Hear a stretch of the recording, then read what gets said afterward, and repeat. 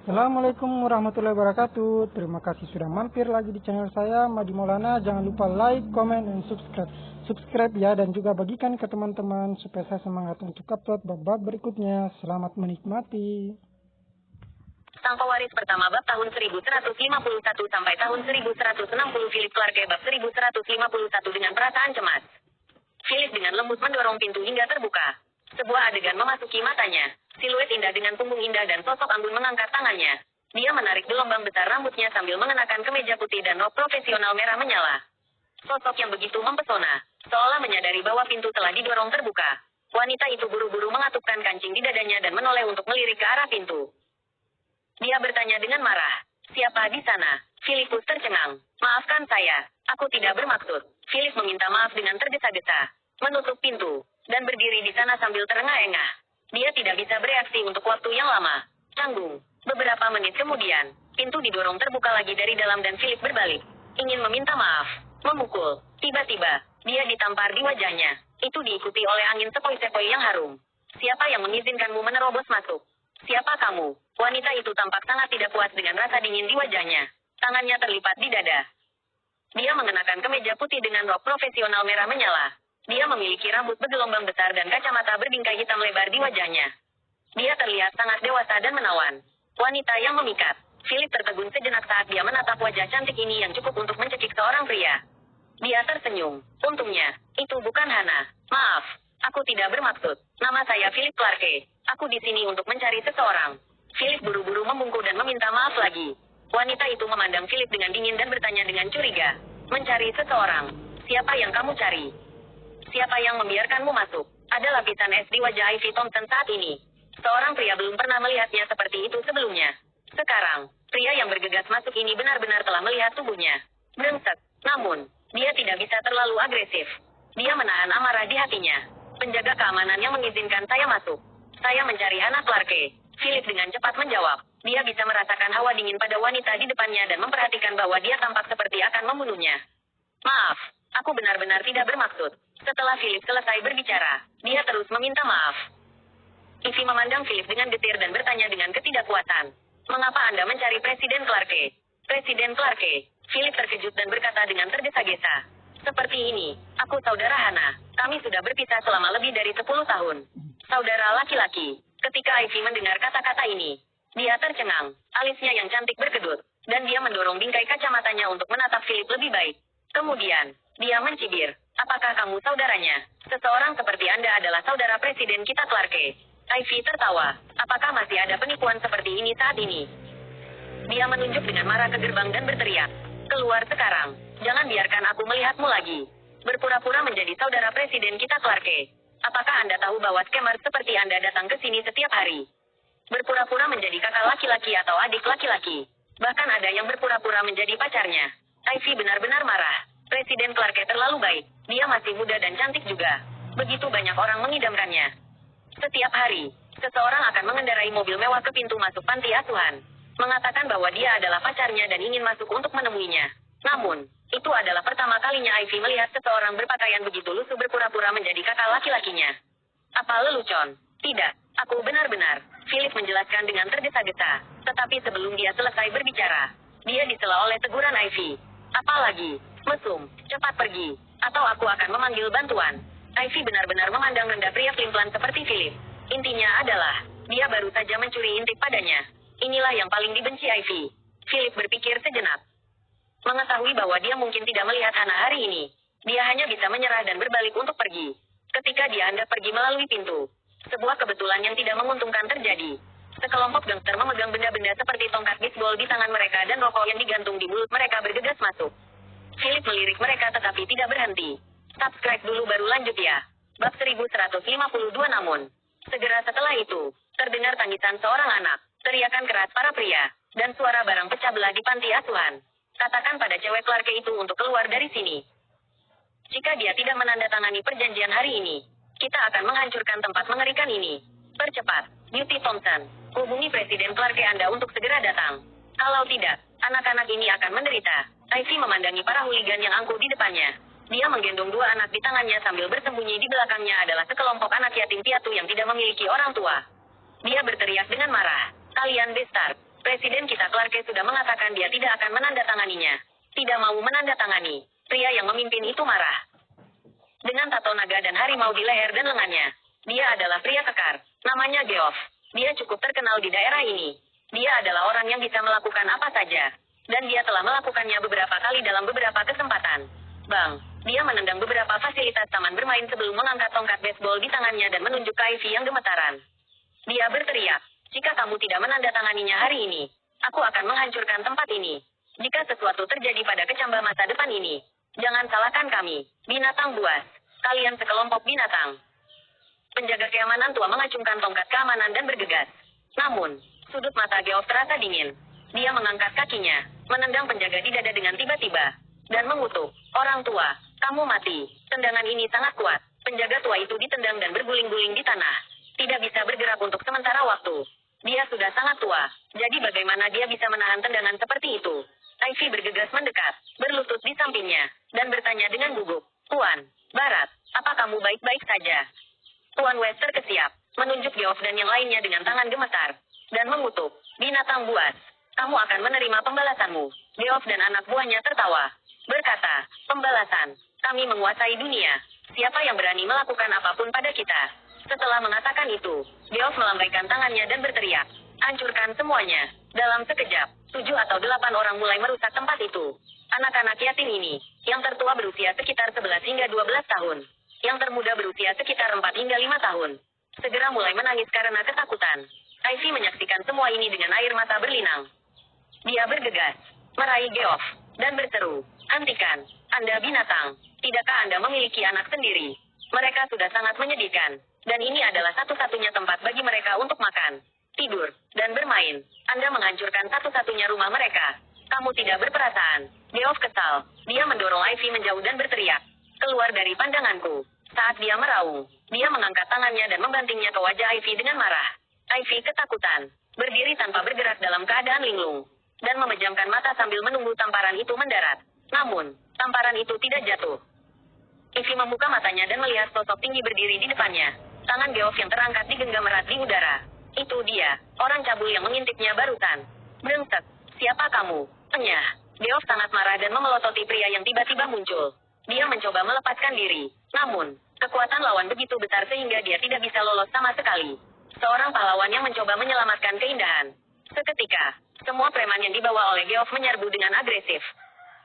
Philip meremas pergelangan tangan Geoff dan berkata dengan dingin, aku memberimu nasihat. Minta maaf padanya dan anak-anak ini sekaligus. Subscribe dulu baru lanjut ya. Bab 1153 dalam sekejap. Pemandangan itu menjadi sunyi. Geoff mengerutkan kening saat dia menatap Philip dengan dingin dan tertawa. Berengsek, omong kosong apa yang kamu bicarakan?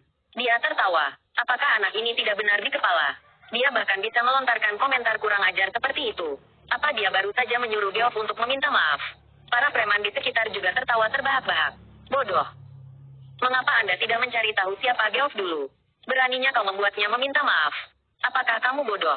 Ahaha, dia mungkin idiot yang ingin menjadi pahlawan. Geoff, anak ini tidak menghormatimu. Patahkan kakinya. Sekelompok preman yang angkuh menatap Philip dengan sinis pada saat ini. Tidak mengindahkannya sama sekali. Lagi pula, mereka berada di wilayah Geoff. Philip sedikit mengernyit ketika dia melihat sekelompok orang ini. Merenungkan sesuatu dalam pikirannya. Saudaraku, dari mana asalmu? Bertindak begitu arogan di sini. Beri kami nama agar kami tahu dengan siapa kami berhadapan. Geoff menggosok pergelangan tangannya yang dilepaskan oleh Philip dan bertanya dengan jijik dan arogan. Dia juga tidak bodoh, karena pihak lain berani bergerak. Itu berarti dia bukan orang yang tidak dikenal. Philip menggelengkan kepalanya, berdiri dengan tangan di belakangnya, dan berkata, saya dari luar kota, di sini untuk mencari seseorang. Saya tidak termasuk dimanapun. Mendengar itu, Geoff langsung murka. Efcek, beraninya orang malang sepertimu dari luar kota ikut campur begitu saja. Apakah Anda lelah hidup atau sesuatu? Apakah Anda tahu di mana ini? Ini adalah Upper Creek. Apakah Anda tahu siapa yang bertanggung jawab atas bidang ini? Aku, Geoff. Geoff mengacungkan jempol pada dirinya sendiri. Wajahnya penuh kebanggaan. Dia awalnya mengira dia berasal dari beberapa kekuatan lain. Tetapi dia ternyata seorang pejalan kaki. Dari luar kota juga, dia sedang mencari kematian. Namun, di tengah tawa mengejek dari kerumunan, Philip menggelengkan kepalanya dengan ringan dan berkata, maaf, saya tidak tahu tentang semua ini. Tapi kau tetap harus meminta maaf. Geoff dan bawahannya merasa terganggu dengan hal ini. Sial, tidak bisakah kamu mendengarkan sekali saja? Aku menyuruhmu untuk tersesat. Geoff mengangkat tongkat bisbol di tangannya dan menghantamkannya ke kepala Philip. Ivy, yang telah menonton, menutup mulutnya saat ini dan berseru, "Awas!" Anak-anak yatim di belakangnya juga dengan cepat menutup mata mereka. Tidak berani melihat. Philip dengan tenang memperhatikan saat Geoff bergerak. Mengangkat tangan kirinya, dia langsung meraih tongkat baseball yang jatuh. Lalu menggelengkan kepalanya dan berkata, "Waktunya habis. Jangan salahkan aku untuk ini." Memukul. Saat kata-katanya jatuh, Philip tiba-tiba bergerak dan menamparkan pipi kiri Geoff secara langsung. Dia bertanya, "Apakah kamu akan meminta maaf?" Geoff tercengang oleh tamparan itu. Kemarahan menyebar ke seluruh tubuhnya saat dia berteriak, "Persetan, kamu mati." Memukul. Philip menamparnya lagi dan mengulangi, "Apakah kamu akan meminta maaf?" Kau. Mata Geoff menjadi merah. Memukul. Tamparan lain. Setelah 3 tamparan berturut-turut, Geoff sedikit pusing dan tidak bisa lagi membedakan timur dari barat. Dia juga dipenuhi dengan ketidakpercayaan. Sebenarnya ada seseorang yang tidak takut padanya.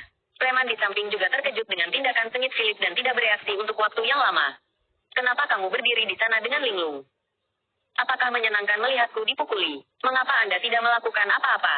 Bunuh dia!" Geoff meraung. Seketika, sekelompok bajingan berteriak dan menyerbu Philip. Ivy sangat takut sehingga dia dengan cepat meraih anak-anak dan mundur ke sisi ruang terbuka. Gif, bang, buk. Suara-suara itu tidak ada habisnya. Tepat ketika Ivy dan Wes mengira Philip akan dikalahkan. Tak satu pun dari mereka mengira dia bisa mengalahkan semua orang sendirian sampai mereka terkapar di tanah. Sekilas, mereka melihat sekelompok orang tergeletak di tanah. Semuanya memegangi tangan, kaki, dan kepala mereka sambil terus-menerus meratap. Meminta maaf. Philip berjalan maju dan menginjak dada Geoff dengan berat. Kekuatan tendangan ini luar biasa. Retakan. Geoff merasa tulang rusuk di dadanya seperti remuk di bawah kaki itu. Tiba-tiba, dia meraung kesakitan dan berteriak, "Kamu mencari kematian. Apakah Anda tahu milik siapa saya? Bos saya adalah Head, bos besar daerah ini. Jika kamu berani menyentuhku, kamu akan mati." Philip mengerutkan kening. Kekuatan di bawah kakinya meningkat. Dia berkata dengan dingin, "Masih berbicara kembali. Saya tidak tahu apa-apa, Head. Saya hanya tahu bahwa Anda harus meminta maaf kepada kelompok anak-anak ini. Dengan menghancurkan tempat ini seperti ini, Anda menghancurkan surga anak yatim ini. Siapapun yang merusak surga mereka, saya akan membiarkan mereka masuk neraka." Filipus sangat marah. Subscribe dulu baru lanjut ya. Bab 1154 karena dia memiliki Mila. Dia tidak pernah bisa melihat hal seperti itu terjadi. Apalagi adiknya, menurut catatan, pernah tinggal di panti asuhan ini selama beberapa waktu. Meskipun Philip tidak tahu alasan spesifiknya, karena saudara perempuannya masih mengurus panti asuhan di sini, Philip akan menjaganya sampai akhir. Siapapun yang berani membuat anak-anak ini menjadi tunawisma, Philip akan membuat mereka menghilang dari dunia. Geoff memandang Philip, dari matanya yang marah. Geoff bisa melihat rasa dingin yang membekukan dan menggigit. Orang ini jelas sangat biasa. Tapi kenapa ada sorot mata seperti itu di matanya? Selain itu, dia benar-benar bisa mengalahkan 7 atau 8 sekaligus. Ivy Thompson, pikirkan baik-baik. Kamu akan melawan Head. Jika dia tahu, itu sudah berakhir untukmu. Dan sekelompok anak-anak ini akan dikutuk. Mengetahui bahwa Philip tidak dapat diintimidasi, Geoff menoleh, menahan rasa sakit yang parah. Dia berteriak mengancam Ivy di sana. Ivy masih shock, tapi dia bereaksi terhadap kata-katanya. Karena Nona Clarke tidak ada, dia yang bertanggung jawab. Jika sesuatu terjadi, dia tidak akan bisa menjelaskannya kepada Presiden Clarke. Hentikan. Ivy segera berlari, mendorong Philip menjauh, dan menatapnya dengan kesal. Dia menegur, "Siapa yang menyuruhmu melakukan ini?" Philipus terkejut. Apa yang sedang terjadi dengan wanita ini? Dia cukup baik untuk membantu tetapi malah ditegur. Ivy tidak repot-repot menatap Philip. Dia membungkuk dan membantu Geoff berdiri sambil mengangguk dan meminta maaf. "Geoff, maaf. Kamu baik-baik saja." Geoff bangkit, mencengkeram dadanya, dan mendorong tangan Ivy menjauh. Dia berteriak, "Bagus. Ivy, Anda benar-benar menemukan orang luar yang dapat berjuang untuk membantu Anda. Ini sangat pintar dari Anda. Tapi jangan lupa, ini wilayah Head. Bahkan jika Anda tidak ingin menjual sebidang tanah ini, Anda harus menjualnya. Saya di sini untuk menyampaikan pesan dari Head. Beritahu gadis Clarke itu untuk segera menandatangani perjanjian. Anda hanya memiliki 1 hari terakhir untuk mempertimbangkannya. Ketika waktunya habis, ekskavator akan datang." Ivy cemas dan menjawab dengan sikap tegas, "Tidak mungkin. Kami tidak akan menandatanganinya. Presiden Clarke mengatakan dia akan menangani semuanya ketika dia kembali." "Aha, kalau begitu jangan salahkan kami. Kami akan datang lagi besok. Jika kamu tidak menandatanganinya, maka kamu dan sekelompok besar tanpa orang tua ini bisa menunggu untuk dikeluarkan." Geoff mencibir, berbalik. dan membawa anak buahnya pergi. Kata-katanya membuat anak-anak ketakutan hingga menangis dan saling berpelukan. Mereka sangat ketakutan dan ketakutan. Mata besar mereka penuh dengan keraguan tentang dunia ini. Mengapa ada begitu banyak orang jahat yang mencoba mengusir mereka? Tiba-tiba, suara dingin terdengar. Tunggu sebentar, apa yang baru saja kamu katakan? Sekelompok bastard ini tanpa orang tua. Wajah Philip sangat gelap saat ini. Matanya menatap tajam ke arah Geoff dan anak buahnya. Geoff berhenti berjalan, berbalik, dan memandang Philip dengan muram. Dia mencibir. Ya, sekelompok bastard tanpa orang tua ini lebih baik mati. Bam, kali ini, Philip tidak menunjukkan belas kasihan saat dia menendang. Seluruh tubuh Geoff, di bawah tatapan heran semua orang, terbang seperti bola meriam. Ledakan, dia menabrak pintu besi besar di pintu masuk dan jatuh ke tanah dengan bunyi gedebuk. Gerbang besi terdistorsi oleh ketukan itu. Itu menunjukkan kekuatan yang terkandung dalam tendangan Philip. Tepuk, tepuk, tepuk. Tepat ketika Philip hendak melanjutkan, tiba-tiba ada tepuk tangan di pintu masuk. Sudah selesai dilakukan dengan baik. Bagus sekali. Seseorang benar-benar berani menyentuh pria Head. Wah, kamu punya keberanian dan kemampuan. Kerumunan orang keluar dari 4 atau 5 kendaraan Mercedes-Benz hitam yang diparkir di gerbang. Pria yang memimpin tampaknya berusia 30-an. Dia mengenakan setelan hitam dengan cerutu di mulutnya. Dia memiliki tangan kanannya di saku pinggangnya, memperlihatkan rompi hitam dan kemeja putih di bawahnya. Dia juga mengenakan topi pria hitam dan memiliki kumis di wajahnya. Jari-jarinya penuh cincin, dan dia mengenakan kacamata hitam coklat muda. Saat dia mengisap cerutu, dia tampak sangat sombong dan angkuh. Cukup banyak gaya mafia Italia. Subscribe dulu baru lanjut ya. Bab 1155 ini adalah Head, pemimpin seluruh distrik South Cross di Upper Creek. Dia adalah seorang pria dengan uang dan tenaga. Dia memiliki lebih dari 40 orang di bawahnya dan mengelola lebih dari 20 tempat. Besar dan kecil, siapapun di jalanan harus menyambutnya dengan sopan ketika mereka melihatnya. Ini adalah prestisenya. Head, kamu akhirnya di sini. Anak ini menyakiti beberapa anak buahku dan ingin membela panti asuhan Mary. Geoff dan anak buahnya sudah bergegas dari tanah saat ini. Mereka berdiri di samping Head dengan tergesa-gesa dan panik. Philip memasukkan tangannya ke dalam saku celananya dan memandang sekelompok orang dengan acuh tak acuh. Para pendatang baru tampak agresif dan bermusuhan. Head mengisap cerutunya dengan senyum kekaguman di sudut mulutnya. Berkata, anak muda, kamu sangat berani. Mengapa Anda tidak bergabung dengan saya? Kecantikan, tenaga kerja, dan uang. Anda dapat memiliki apapun yang Anda inginkan. Pada saat ini, Head benar-benar memperhatikan bakatnya dan berkata dengan senyum tipis. Mendengar itu, Geoff tidak berani mengatakan apa-apa. Dia hanya memelototi Philip dengan penuh kebencian di matanya. Tawaran dari Head adalah sesuatu yang kebanyakan orang hanya bisa impikan. Di dunia luar, banyak orang berharap mendapatkan pengakuan Head. Jika mereka mengikuti Head, mereka praktis bisa bangkit mengikuti arus dan tetap di atas. Karena itu, kata-katanya langsung mengejutkan semua orang di sekitarnya. Anak ini benar-benar beruntung. Hei, bocah, tidakkah kamu mendengar Head berbicara? Kamu harus menghitung bintang keberuntunganmu untuk dipandang baik oleh Head. Jadi kamu harus cepat berterima kasih padanya. Di sebelah Head adalah seorang pria kekar dengan potongan kru dan bekas luka yang dalam di wajahnya. Dia mengenakan rompi yang memperlihatkan lengannya yang gelap dan berotot. Head menyipitkan matanya, memutar cerutu dengan ujung jari di sekitar mulutnya sambil terlihat sangat angkuh. Bahkan Ivy bergidik mendengar kalimat ini. Dia takut Philip akan setuju. Namun, di luar dugaan semua orang, Philip menggelengkan kepalanya dan menolak. Maaf, kamu tidak memenuhi syarat, mendesis. Semua orang di tempat kejadian menarik napas dalam-dalam. Bocah yang tidak sadar ini terlalu sombong. Apa yang dia katakan? Head tidak memenuhi syarat. Dia mencari kematian. Wajah Head juga berubah dan berangsur-angsur menjadi lebih dingin. Ada seringai tipis di sudut mulutnya. Dagunya sedikit terangkat, dan dia bergumam pada pria yang terluka dengan potongan kerupuk. Patah kedua lengannya. Setelah itu, Head tidak lagi menatap Philip tetapi diam-diam berjalan ke Ivy yang berdiri di samping. Ada sedikit kesedihan di matanya karena kehilangan. Namun, pria nakal seperti itu harus diberi pelajaran yang baik. Pria yang terluka itu mengangguk dengan seringai di sudut mulutnya. Dia meletakkan buku-buku jarinya, berjalan ke arah Philip, dan tersenyum dingin sebelum berkata, sudah lama sejak aku melihat anak yang keras kepala seperti itu. Baiklah, mari kita lihat seberapa bagus keterampilanmu. Dengan mengatakan itu, pria yang terluka itu menendang kakinya tinggi-tinggi seperti sedang melakukan akrobat dan meninju udara beberapa kali seperti sedang mengumpulkan energi.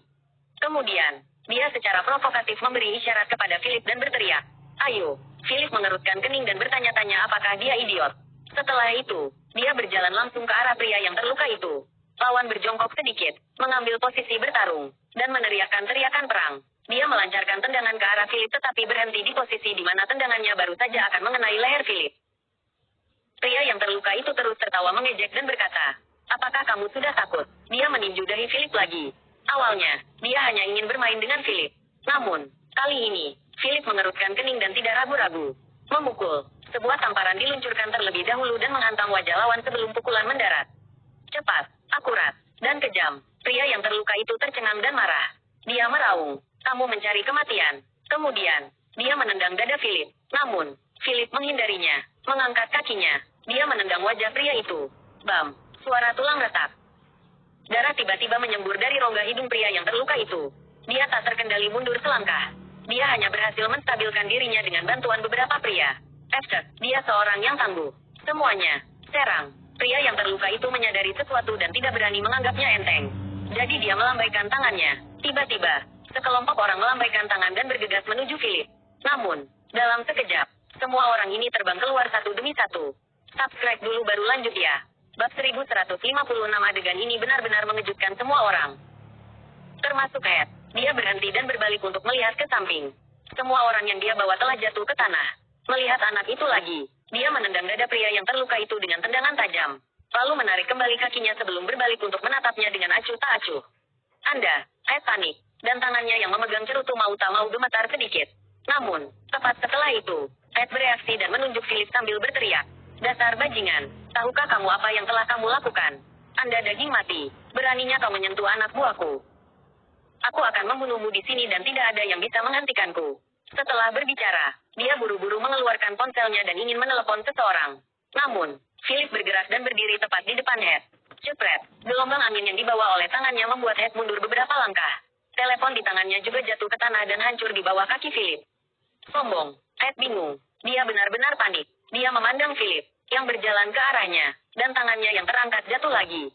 Memukul. Tamparan itu membuat Head mundur beberapa langkah lagi. Kamu pasti gila. Saya Head dari distrik South Cross. Berdiri di belakangku adalah Master Bell of Upper Creek. Kamu mau mati. Head sangat marah, dan matanya penuh kedinginan. Kapan dia pernah menderita kerugian seperti itu? Dia bahkan ditampar 2 kali di depan semua orang.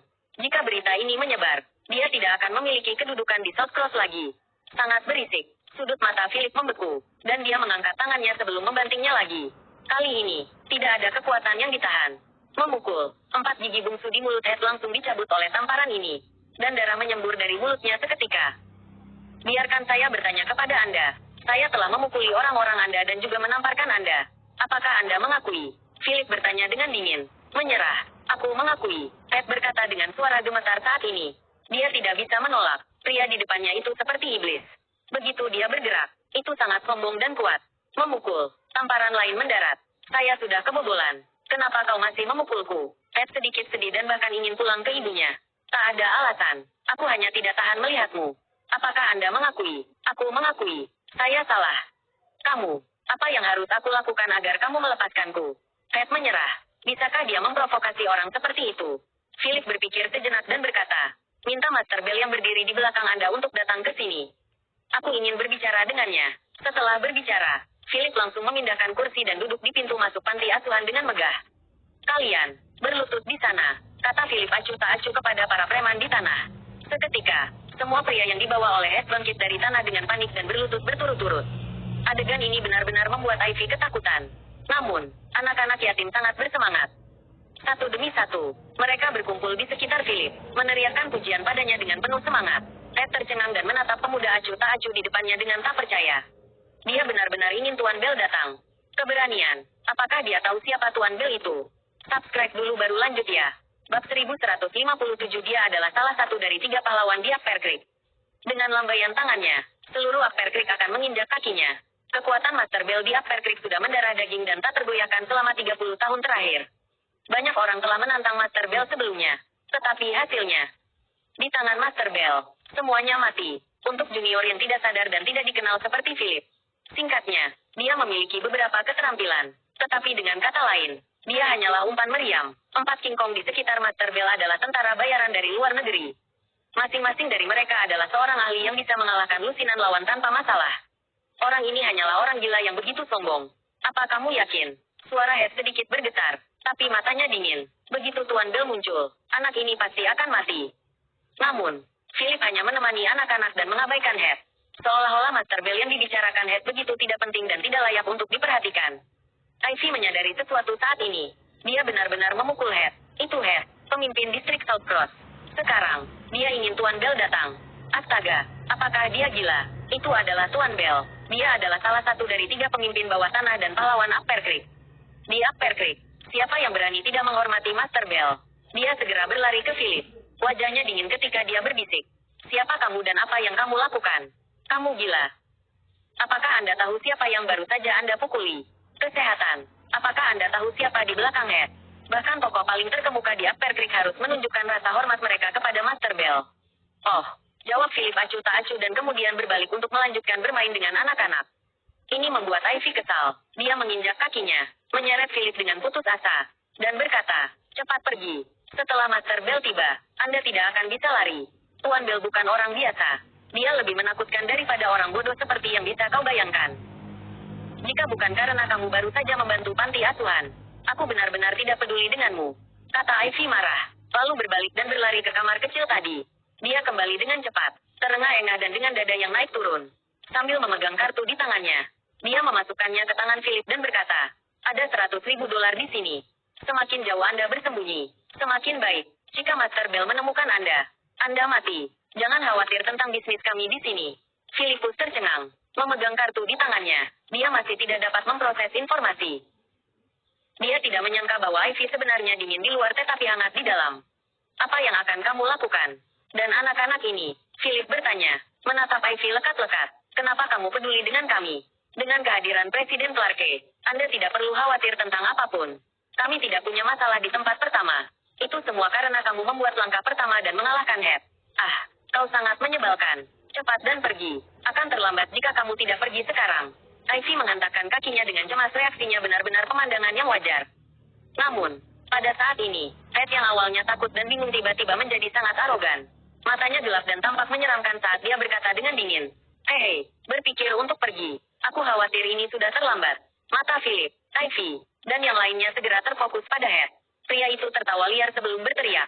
Selamat datang, Tuan Bell. Segera setelah itu, Head berlari keluar dari panti asuhan dan dengan rendah hati menyapa Rolls-Royce yang dengan cepat tiba di pintu. 7 atau 8 Mercedes-Benz hitam mengikuti di belakang mobil.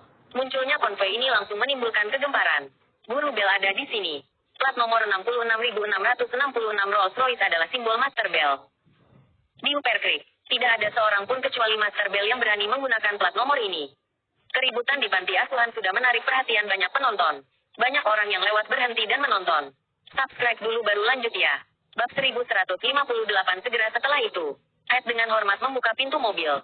Dari dalam mobil, seorang lelaki tua berjalan dengan tongkat. Dia mengenakan setelan putih dan topi putih. Tampak berusia sekitar 50 atau 60 tahun. Pada pandangan pertama, dia memancarkan kehadiran yang kuat dan tampak sangat kuat. Wajah perseginya itu penuh keagungan. Itu adalah Tuan Bell. Dia adalah salah satu dari 3 pahlawan bawah tanah di Upper Creek. Di belakang Master Bell, seorang lelaki tua berbaju hitam lainnya mengikuti. Dengan pinggang tertekuk dan langkah kakinya ringan. Sepasang matanya yang muram mengamati melewati tempat itu. Dia melihat Philip pada pandangan pertama. Philip mengerutkan kening dan secara alami memperhatikan bahwa lelaki tua itu bukan orang biasa. Dari aura dan postur berjalannya, dia seharusnya seorang seniman bela diri dan ahli dalam hal itu. Menarik. Tidak heran Master Bell ini melakukannya dengan sangat baik. Dia memiliki ahli seni bela diri nasional di sisinya. Senyum menyendiri muncul di sudut mulut Philip. Ketika dia berada di keluarga saat itu, Philip sudah terlibat dalam seni bela diri nasional. Di mata kebanyakan orang, itu hanya untuk memperkuat tubuh. Namun, di mata seorang ahli sejati, itulah seni membunuh. Banyak teknik bertarung sekarang dicampur dengan seni bela diri nasional. Master seni bela diri nasional umumnya tersembunyi di dunia sekuler. Berjuang untuk negara, tetapi itu tidak mengesampingkan beberapa pengecualian. Beberapa pengawal pribadi profesional dari petinggi tertentu memiliki pengetahuan dalam seni bela diri nasional. Ketika Ivy melihat Master Bell datang, jantungnya berdebar panik. Dia bergumam, sudah berakhir, kita selesai untuk kali ini. Presiden Clarke tidak ada di sini. Apa yang harus saya lakukan? Dia telah sepenuhnya mengantisipasi apa yang akan terjadi selanjutnya. Sampai sekarang, Ivy telah melirik Philip yang ada di sebelahnya tetapi menemukan bahwa yang terakhir sebenarnya cukup acuh tak acuh.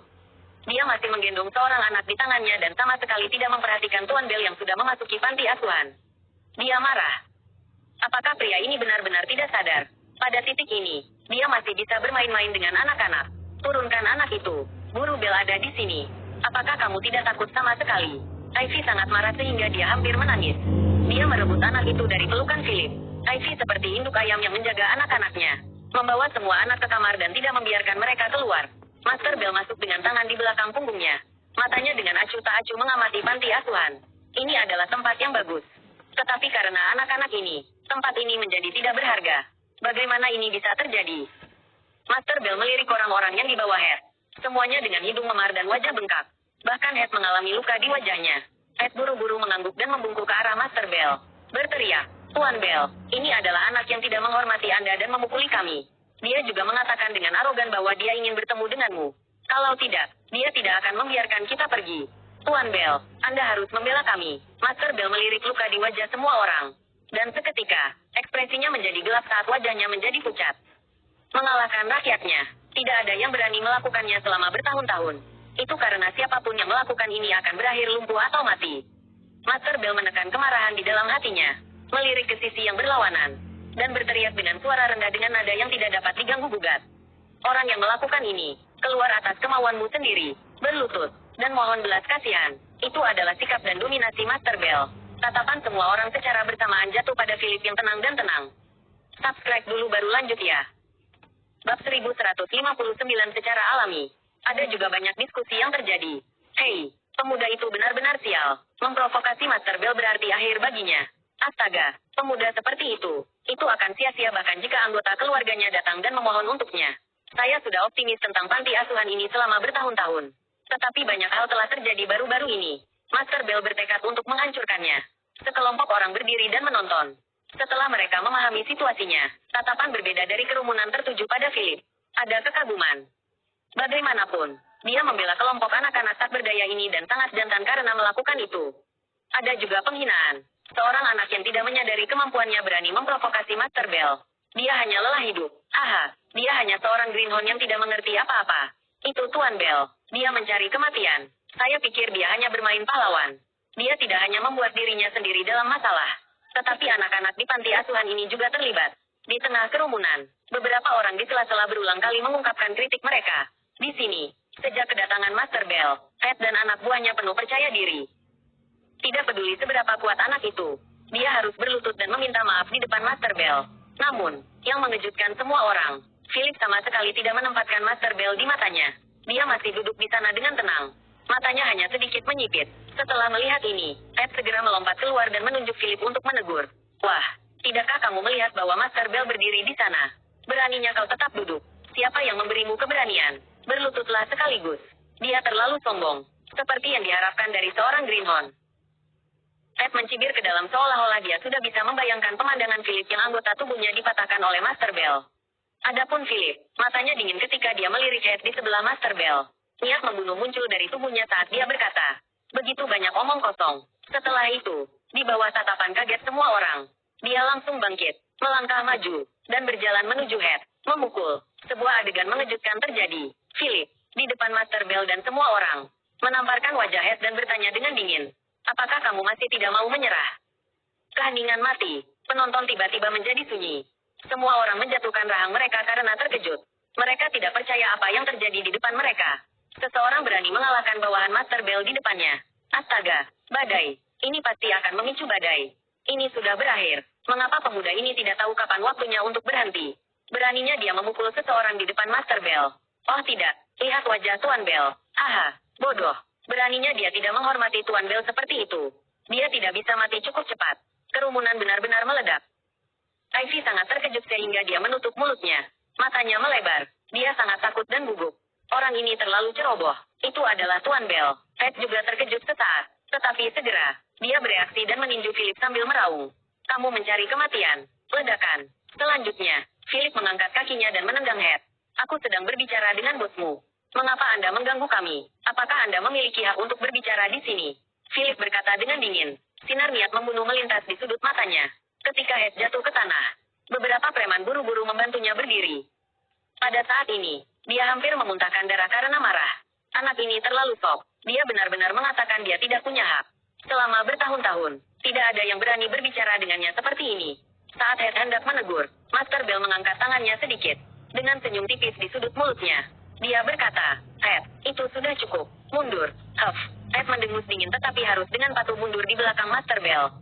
Setelah itu, Master Bell mengamati Philip dengan acuh tak acuh dan berkata dengan dingin.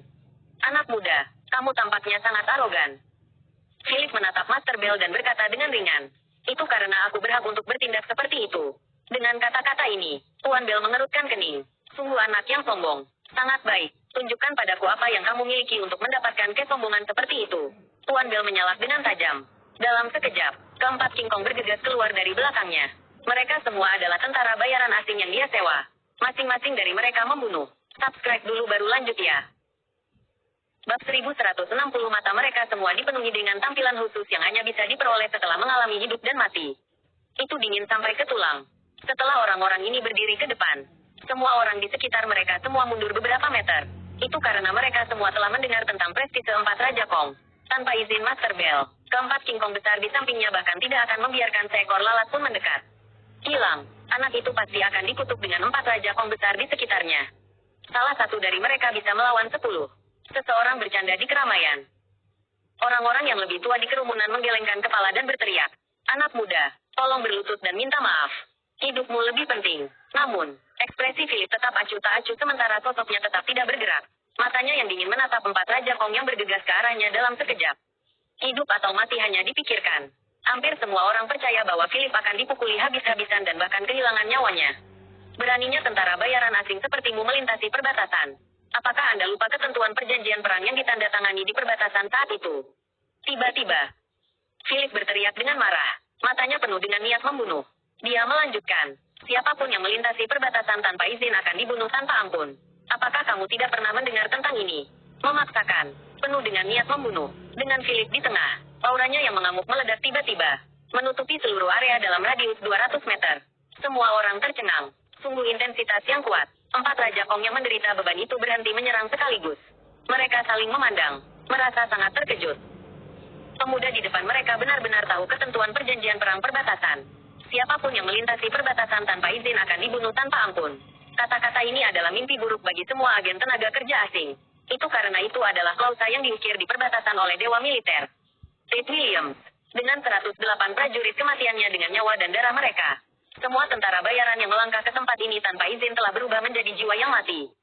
Tidak ada yang bisa berhasil melarikan diri. Sejauh ini, negara ini telah menjadi tempat terlarang bagi tentara bayaran. Dan tidak ada yang berani menerobos secara acak. Mereka berempat telah menyelinap dalam penyamaran dan menjadi pengawal Master Bell. Mereka memegang gaji tinggi dan melakukan perbuatan kotor. Siapa kamu? Di antara empat Raja Kong. Seorang pria berkulit gelap berotot bertanya dengan suara dingin. Ekspresi Philip mengembun. Api kemarahan menyala di matanya. Apakah beberapa orang sudah tidak sabar?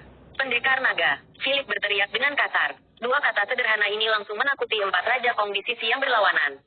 Mata mereka menjadi ketakutan. Pendekar naga. Dia sebenarnya adalah prajurit naga. Itu adalah nama mimpi buruk yang beredar di antara agen tenaga kerja asing. Tidak, itu adalah nama kode. Nama kode untuk 108 prajurit. Seketika, di mata semua orang yang gemetar, empat Raja Kong berdiri tegak. Mereka membungkuk ketakutan sambil meminta maaf. Maaf, kita seharusnya tidak melangkah ke wilayah itu. Kita akan pergi sekarang. Setelah itu, mereka benar-benar mengabaikan mata ketakutan Master Bell dan yang lainnya.